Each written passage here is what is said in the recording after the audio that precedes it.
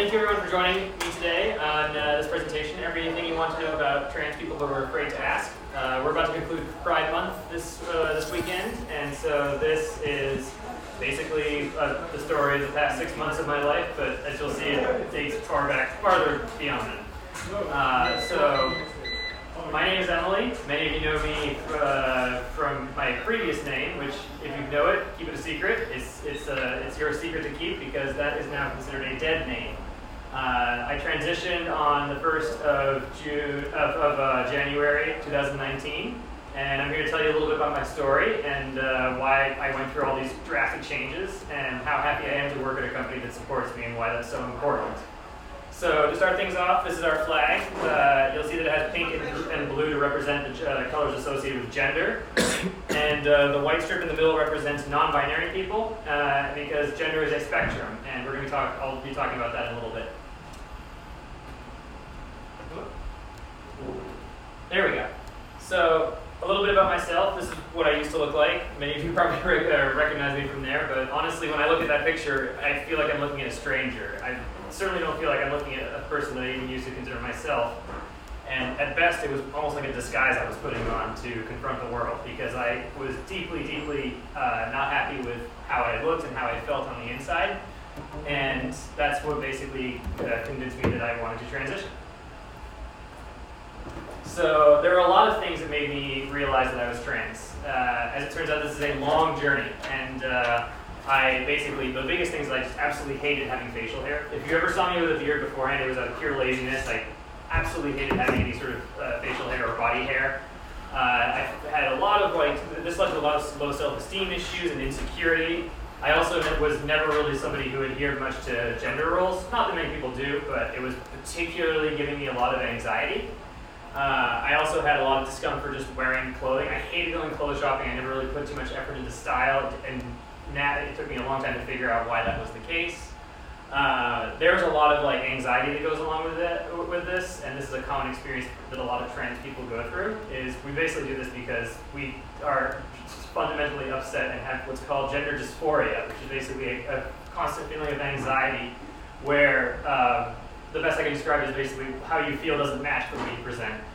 And I also had basically anytime I play, as many of you know, I play a lot of video games.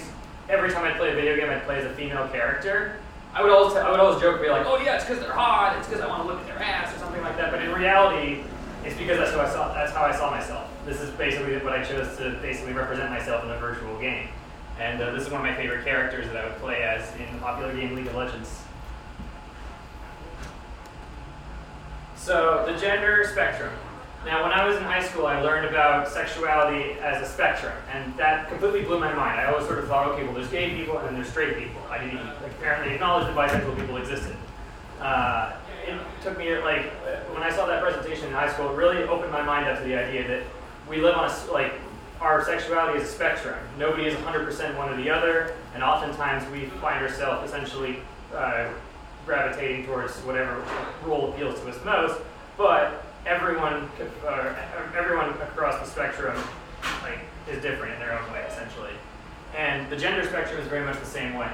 So we have, of course, actual biological sex. It's a very loaded term because that makes it sound like it's set in stone. But biological sex would even include things like hormones. And because of hormone replacement therapy that I'm taking, I'm essentially right somewhere here in the middle, since my hormones are essentially on the same level as any average woman. Gender identity. Notice how gender identity is different from gender expression. Gender identity is essentially do you identify as a man or a woman. I identify as a woman, and since that was different than my assigned sex at birth, that makes me a trans woman. Gender expression, however, is different because anyone, regardless of their gender identity, can be masculine or feminine. Plenty of women are more on the masculine side. Plenty of men are more on the feminine side. They aren't even trans. It's just the diversity of experience that people, or however you prefer to present yourself to the world. Now, of course, a lot of people who are trans are often flipping their gender expression, or at least changing their gender expression to basically fit what they see as a way of expressing their gender identity. So the way that translates to me is I like to wear feminine attire. I like to basically have my hair in bangs. I like to wear typically what would be considered a feminine gender expression. But that's just for me, and I want to stress the fact that I don't speak for every single trans person, and there's plenty of trans women who are a little bit more butch or a little bit more on the masculine side, and they are just as valid as me. And the important part is that we can support everyone, regardless of their gender identity or their gender expression, and of course, or their sexual orientation. Now, one of the things that I thought was kind of interesting is if you think about it, being gay or lesbian or bisexual all has to do with your sexuality. Being transgender has to do with your gender identity. So why are we connected as a community? There's a lot of different common links. One of them is the fact that we all basically start off thinking that we are heterosexual, cisgendered, and then one day we stop lying to ourselves and we realize that we're not, that we're different. And that's really what brings us together, I think, as the LGBTQIA community. And also, it's impossible to transition genders without changing your sexuality in some way, unless you're bisexual, in that case it would flip. But when I started off, I used to be identified as male, and I was attracted to women. Now I'm a woman who's still attracted to women. That hasn't changed. So now I'm a lesbian. And whilst it may sound a little bit strange, this is actually incredibly common, simply because a lot of people start off as heterosexual, so when they transition, they are now gay. That was the case for me, and that's a case for a lot of trans men and a lot of trans women and trans people. It's also noteworthy that sometimes sexuality can change at any point in time. Especially for some trans people, getting the burden of your identity issues sorted out can sometimes reveal very interesting things about your sexuality that you don't even know. So maybe that might change for me at some day. I don't actually know at this point in time. So just to give a couple of examples, like a straight woman who transitions becomes a gay trans man. Or in my case, a straight man becomes a trans woman, or as is the abbreviation, trans man. So a little bit of vocabulary. A transgender person, it's an adjective. Using it as a noun is really clunky and a little bit weird. Like you would not say like, oh, hey, that's a transgender. You would either use trans woman, trans man, or trans person, depending on how they identify. Generally, trans women and trans man are pretty self-explanatory. Trans person would be someone who's non-binary or non-gender conforming. Some jumped ahead a little bit. So cisgender would be presumably all of you in this room right here. That would be basically means that your gender identity conforms to the sex that you were assigned at birth. And then people who are non-binary, or abbreviated to NB, or genderqueer, or gender fluid, are basically people who find that neither gender role really appeals to them very much, and they'd rather find themselves somewhere in the middle of that spectrum. So that's what the white line on the trans flag is all about. Gender dysphoria, basically what I covered earlier, and gender reassignment surgery, or GRS, also known as bottom surgery, is basically the surgery that some, but not all, of trans people go through. There is a lot of misconceptions that basically you have to switch your parts around, but that's not the case. There's plenty of trans people who don't decide to take the surgery. I still haven't decided yet. And ultimately, transgender theory is all about saying that, hey, it doesn't really matter what your genitals are. It matters basically how you identify yourself. And then here's a little bit of slang in the trans community. An egg is basically the term used for a person who's exhibiting the signs of being trans but hasn't quite realized it yet. So basically someone going like, oh man, I really wish I was a girl. But no, I'm not trans at all. That was me for a long time. And as it turns out, that's the experience. It's very common because being trans is incredibly stigmatized. The fact that I can even give a presentation and the fact that I'm even respected amongst a work environment is unfortunately not the general rule. And there's a lot of places, even here in this country, where I would be discriminated against, both in work, in personal life, or on the street. So this is basically my journey. Many of you will notice these dates are basically when I started, or coincide with pretty recently in time. But for 5 years, I basically wore feminine apparel, essentially where I was able to feel comfortable. Oftentimes I was at home, and some various bars in San Francisco that are basically incredibly LGBT friendly. I started growing out my hair, painting my nails, and wearing ears came about later, but growing out my hair and painting nails was kind of like testing the waters a little bit. I essentially, around April of last year is when I essentially had sort of a mental breakdown of oh my god, I'm super not okay with my gender identity, I need to fix something. And I basically essentially confronted the fact that this was something that I really wanted to do in my life. And I still was a little bit uneasy about it because of how stigmatized it was. So my first instinct was, okay, I'm going to start growing out my hair because I'm not sure, I haven't decided yet, but I know that if I want to be a girl, I will want long hair. And evidently, I found out that the answer was yes, much later on. That was on November 17th. And that was basically after I'd basically gone online for a couple of hours to basically be like, well, time to investigate my gender identity. Let's find out if I was trans. And I was bawling my eyes out because within about 2 hours of looking at YouTube videos and various people in the community, my story was basically the same as theirs. There was a YouTuber that I looked at that basically said that, yeah, I started growing out my hair because I didn't know if I wasn't trans yet. I wanted to find out, and that was basically exactly what I did.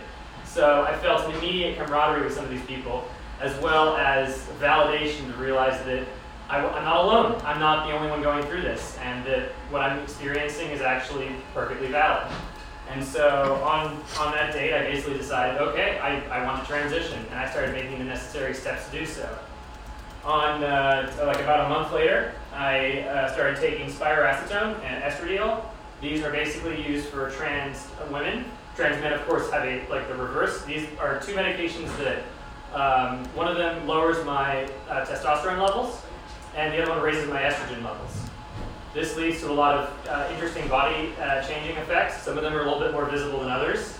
A couple of other interesting effects are my skin is a lot smoother now, and my body hair is a lot less visible, and as well as a couple of other interesting details that I wouldn't get into. Although the process basically, if you were to draw blood from me, you would have the same exact hormone levels as your average woman.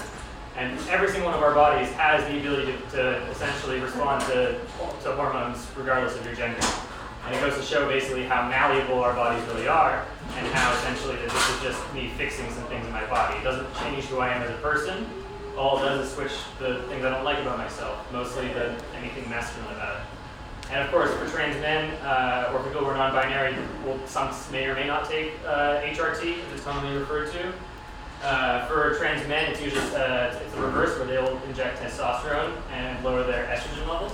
And they'll grow facial hair. They'll have essentially much more thicker body hair, and it's kind of the reverse. Overall, though, those are the most common treatments that trans people are going to undergo. Much more common than any sort of surgery. So that's really the most important part is just basically switching your hormones and letting your body do the rest of the work. And then January 1st, I socially transitioned. I came out of work at Zesty. I was incredibly nervous, even though most of the people I talked to I knew were fairly supportive. You never know. It's a very, very sensitive issue. And I basically was thinking about every single person that I interact with at Zesty and what they would think. And it was a very nervous experience, but I was overwhelmingly happy to find out that everyone was not only supportive, but coming to me with their own stories of friends, family members, or nephews and nieces that have gone through the same stuff that I was going through. And so that was one of the most exciting moments, and it made me incredibly happy to know how essentially accepted I was amongst people here at Kathy Arnett. And then now that I'm openly trans, I am going through laser hair removal as well. This is basically a very common procedure for trans women because most of us hate our body hair, since men definitely have on average, way more body hair than women. And so I basically have to, and there's no hormones that can really change the actual body hair, it just changes the thickness of it. So I go in about once a month to get my hair lasered off. And it's quite a painful procedure, and it's very expensive, but it's well worth it, and the peace of mind that I get from it is worth every penny. I'm also legally changing my name and gender. Currently I've filed the fee with the courts, and I don't know why it takes so long, but apparently it does. But I'm basically working on that so that I can get a driver's license with my proper name and gender on it. And then I may get surgeries at some point. I still haven't decided yet. It's also extremely expensive, and healthcare in this country is pretty terrible. So that is something that I have yet to even decide. And many trans people decide not to go for it.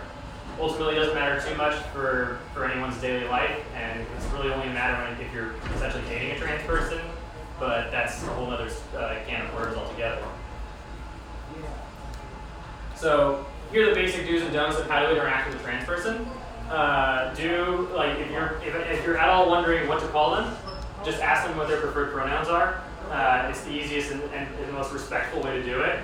It's sometimes not readily apparent. Someone who looks a little bit like I can look the way I do right now, which is I think leaning on the feminine, but I still go to a parking garage and like, how are you doing, sir? And it just annoys me. I'm not like upset at them or anything like that, but it sort of tells me that I'm not communicating what I'm trying, who I am to the world as much as I want to. I only usually will correct people if I know I'm going to be working with them, or if I know that I'm like interacting with them on a daily basis. So if anyone says or calls me here, I'll usually try to politely correct them. And of course, this is a very unique experience. A lot of people will never even meet a trans person in their life, and if they do, it'll probably be a person who's already transitioned and adjusted to their social role. So this is kind of a unique experience, since most of the people in this room right here have known me before in my previous life and are seeing me essentially transition right before your eyes. So so because of that, I'm especially what's the word?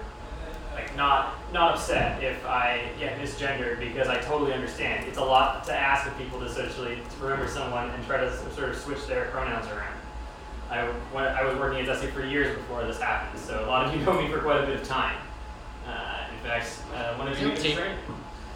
There'll be questions at the end. If you have any questions, I have a slide for that. So yeah, the things to not, and also, essentially, if you're wondering how to treat someone, just treat me how you would treat any woman, essentially.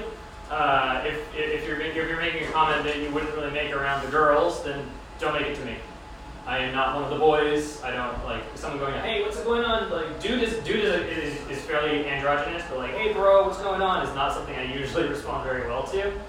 I like to joke amongst my friends, because I used to be in a fraternity when I was in college, that the only people who get to call me bro are my fraternity brothers. And here's an interesting fun fact about my fraternity that's relevant to this presentation. I am the third trans woman from my fraternity. Where'd you go to school? Upstate New York, Rensselaer Polytechnic. Cool. And there are two of my former brothers who are now my sisters, as they transitioned before me. And so it really goes to show, like, sometime we find each other. So what you do not want to do is use their old name if you happen to know it. Don't ask for someone's old name, because that's essentially, that name is dead. It is gone and it is buried. Intentionally misgendering trans people is the important part. Everyone understands mistakes happen. The idea, like, some people are like, oh man, you're going to get arrested for misgendering. No, none of that's nonsense. If you are going around and actively saying he to me, knowing that it doesn't make me feel uncomfortable, and if I try to correct and they still insist, that's when it becomes a problem, because at that point, you're harassing. It's very obvious what the intention is.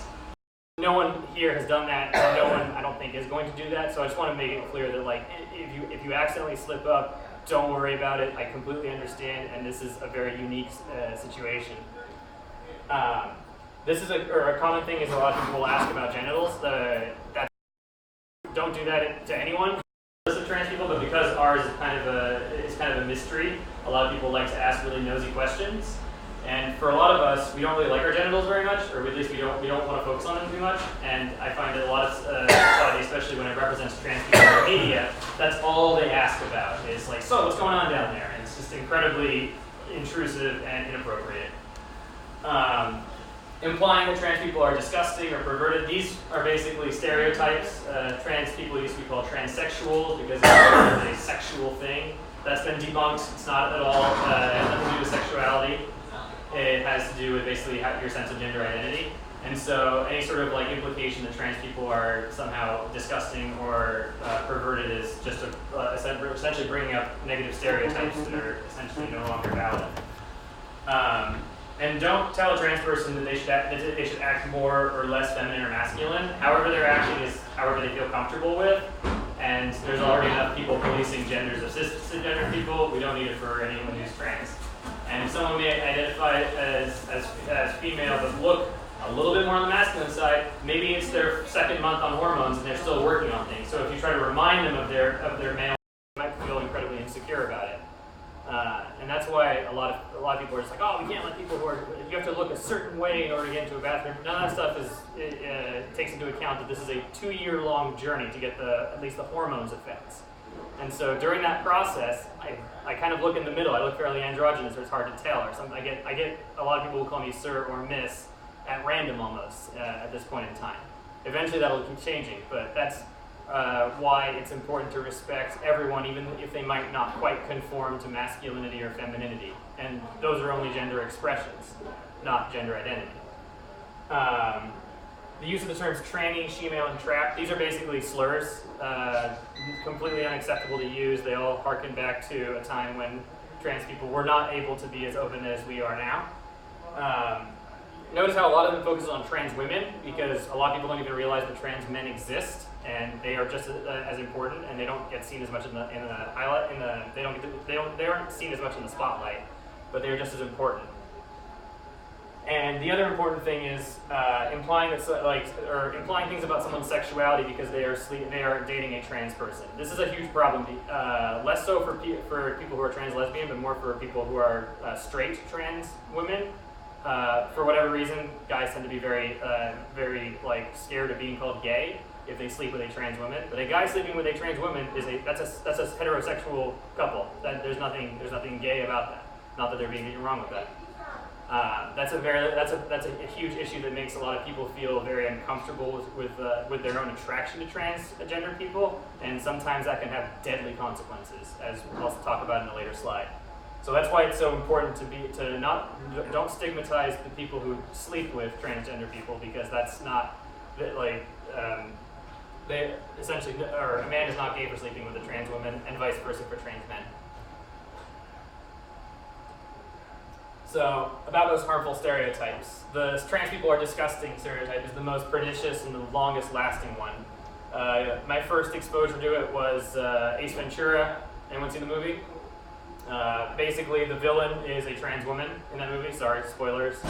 And the reaction of our hero, mind you, is a hero, essentially rips her clothes off to basically expose her. If you were to substitute a woman to that scene, it would actually be probably considered sexual assault, but because it's a trans person, it's considered a heroic unmasking of the villain, which is awful. And this is bad because there are already been 9 trans people murdered in the U.S. in 2019 alone, and every single year that number is harrowingly high. It's notable that now that even though I'm part of a sexual minority, I still have white privilege, and I bring that up because all 9 of those women are people of color that were murdered. I believe they were all women. I might be wrong on that, but they were all people of color, and so they are at the highest risk of death. And I mean that in the most literal sense, because people are often murdered by someone who found a trans woman attractive and doesn't really know how to process their attraction. Oh no, does this make me gay? I guess I'm going to have to murder this person in order to quell my own thoughts. This is an unfortunate reality, and it happens far too often. And there's a lot of blame to be put on bad media stereotypes that have basically trained people to think of trans people as disgusting. And this is one of the reasons why it took me literal years before I was willing to accept that I was trans, because I didn't want to be disgusting. I didn't want to be stigmatized. And it took me a long time to really realize that no, those I should just let go of those things, and that I should just accept and love myself for who I am.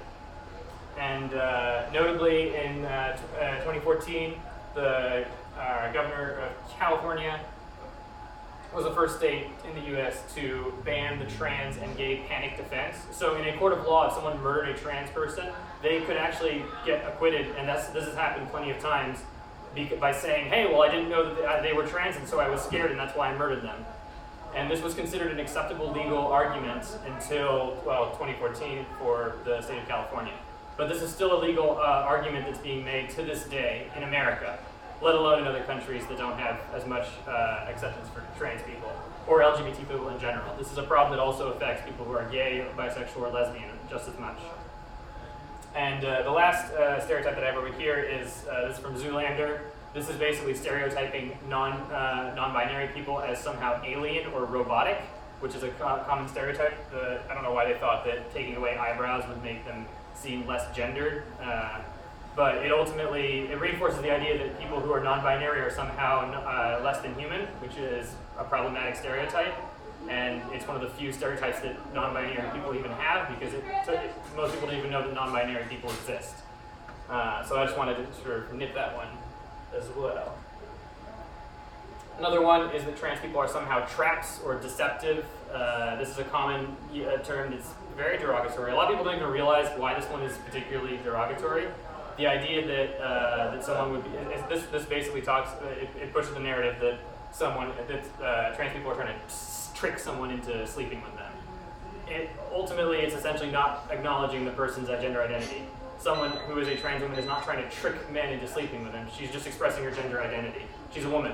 That's all she is. There's no trap, there's no ensnaring, and people who often sometimes feel ensnared might feel justified in retaliation. So a comedian, Lil Duval, said that he basically would kill, like, when asked if he found out his partner was trans, he was like, I don't give a shit, she's dying, which is horrific.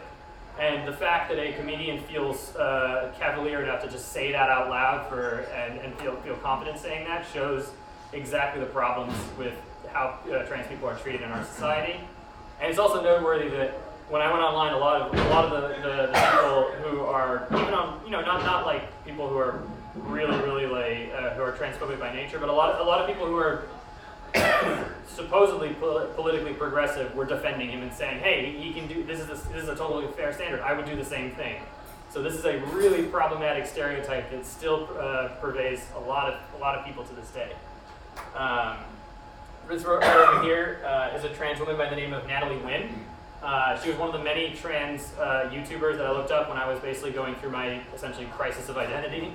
And I'm really glad that I found her videos because they're fantastic. And if you want to learn more about the nitty-gritty stuff of being trans, her YouTube career is really interesting because she's got a really good YouTube. I watched some of her videos. It's fantastic. Yeah. This one in particular talks about the traps stereotype and goes into a lot more detail than I do, and even provides justification for down to the genitals, which is really impressive. And what's really interesting about her is that her YouTube career, if you go back to her older videos, she was male back then, and then she transitioned in the middle of her YouTube career. So you can actually watch her discover her gender identity over the course of a bunch of internet vlogs, essentially. It's magical, it's amazing, and it was basically, a lot of her videos, when I watched them, I was like, oh my god, that's me. I went through the exact same thing. I went through that. And so having her basically as a spokeswoman for us is fantastic, and she's basically one of the best advocates for trans people on the internet. What's her name? ContraPoints, or Natalie Wynn is her name, but her YouTube channel is called ContraPoints. And it's WYNN. Yes. So, as you can tell, I really don't want to get into politics because that's a whole can of worms, but I do want to address the bathroom debate. I frame it as debate because I don't think it's a genuine debate. I don't think there's actually an issue. People will say that, oh no, we're afraid of trans women going into women's bathrooms to sexually assault women. First off, there's gay men exist, gay women exist. Somehow we still don't have rampant sexual assault in bathrooms. So the idea that, oh, we got to separate people based on their sexual attraction is nonsense. And that argument only makes sense if you would basically pretend that gay people don't exist. And also, furthermore, and this never gets brought up in this debate that I've seen on, it's still being pushed in various bathroom bills all over the United States, is what about trans men?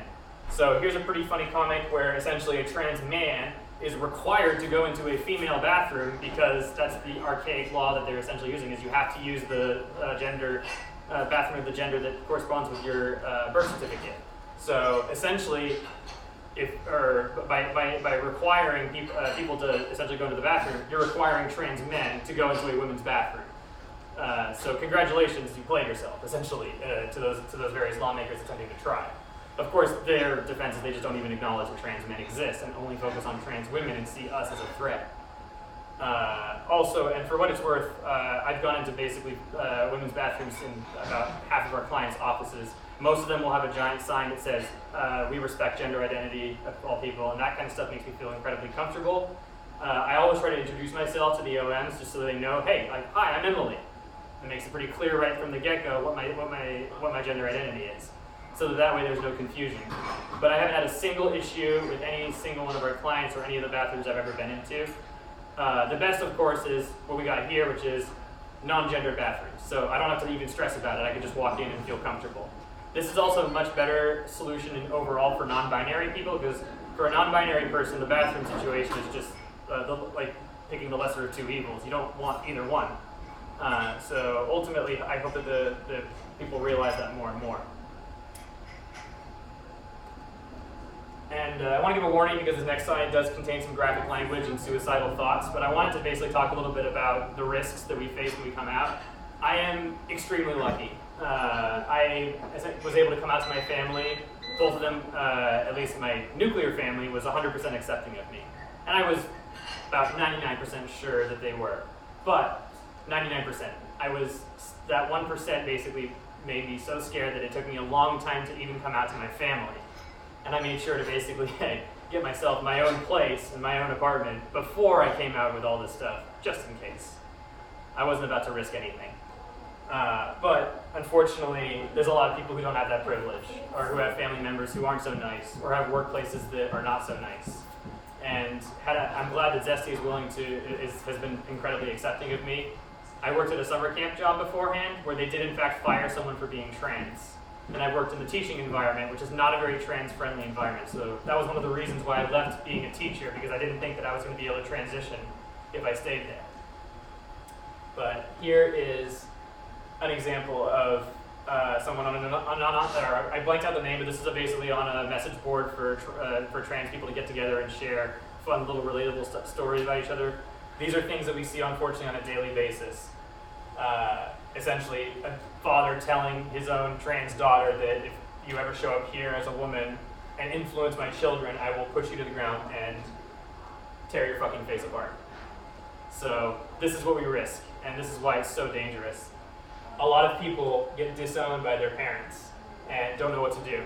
And this is the reality for so many people, that it's absolutely incredibly important to support your friends, families, neighbors, or anyone you happen to know in your daily life, because you never, like, one of them might be trans, and sometimes they might be in a really bad situation. Fortunately, though, things are getting a lot better, and this weekend, in fact, right after my shift is over here, I'm going to be going to the Trans March, where I'm going to probably meet a bunch of fellow trans men and women, and we're going to march together in solidarity so that one day we can live in a world that's a little bit more accepting of us. But until then, I want to thank you for listening, and if you have any questions, feel free to ask. And that's it.